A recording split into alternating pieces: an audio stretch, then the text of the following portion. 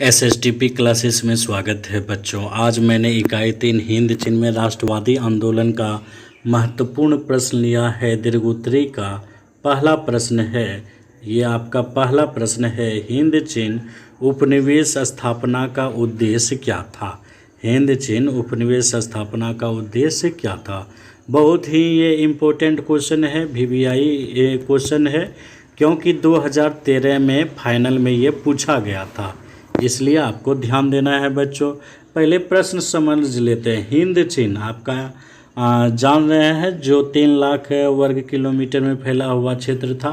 उपनिवेश, उपनिवेश का मतलब होता है जब कोई शक्तिशाली देश कमज़ोर देश पर, जब कोई शक्तिशाली देश कमज़ोर देश पर आक्रमण करके आर्थिक, सामाजिक, राजनीतिक दृष्टि से कब्जा कर लेता है, उसे ही जो है हम उपनिवेश कहते हैं।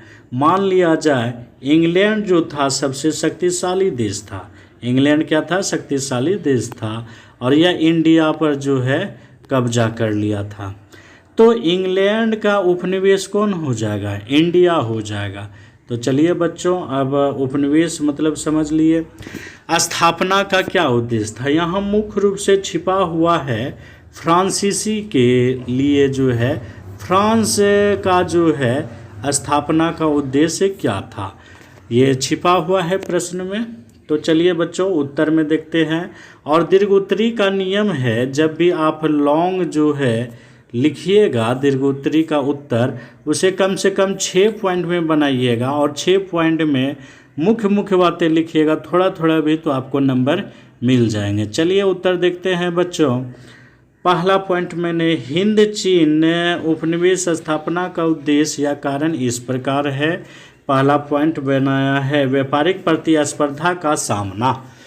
फ्रांस द्वारा उपनिवेश स्थापित करने का पहला उद्देश्य डच एवं ब्रिटिश कंपनियों से, किस कंपनी से? 2 कंपनी से, डच एवं ब्रिटिश कंपनियों से व्यापारिक प्रतिस्पर्धा का सामना करना था। भारत में फ्रांस कमजोर था, चीन में उससे ज़्यादा ताकतवर इंग्लैंड था, अतः वह हिंद चीन में खड़ा होकर के भारत एवं चीन की स्थिति संभालने में सक्षम था, संभाल सकता था। दूसरा पॉइंट बनाया है बच्चों कच्चे माल एवं बाजार की ज़रूरत। उस समय जितने भी उपनिवेशवादी थे वो ऐसे जगह को खोजते थे जहाँ के कच्चे माल मिल जाए और वहीं बेच दें, इससे ज़्यादा उसे मुनाफा होता था। औद्योगिकरण के लिए कच्चे माल की आपूर्ति उपनिवेश से ही होती थी, एवं उत्पादित वस्तुओं के लिए बाजार भी उपलब्ध होता था। तीसरा पॉइंट मैंने बच्चों बनाया है असभ्यों को सभ्य बनाना। असभ्यों को सभ्य बनाना। फ्रांसीसियों का मानना था कि पिछड़े समाजों को सभ्य बनाने का दायित्व हम गोरे लोगों अर्थात यूरोप राज्यों को है। असभ्य, काले लोगों को जो है असभ्य माना जाता था, और गोरे लोग सभ्य माने जाते थे, और गोरे लोग यूरोप के लोग होते थे। इसलिए यहाँ कहा गया हम गोरे लोग अर्थात यूरोप राज्यों को है। अगला पॉइंट है बच्चों कृषि उत्पादकता बढ़ाना। कि फ्रांसीसियों ने कृषि उत्पादकता बढ़ाने के लिए नहरों एवं जल का समुचित प्रबंध किया। दलदली भूमि, जंगलों आदि में कृषि क्षेत्र को बढ़ाया जाने लगा। इसके कारण ही 1931 ईस्वी तक वियतनाम विश्व का तीसरा बड़ा चावल निर्यातक देश बना। क्या बना? तीसरा पूरे विश्व में। आप सोच सकते हैं कब बना? तो ये 1931 ईस्वी में बना। ये ऑब्जेक्टिव आ सकता है कि कब बना, तो 1931 में। कौन बना? वियतनाम।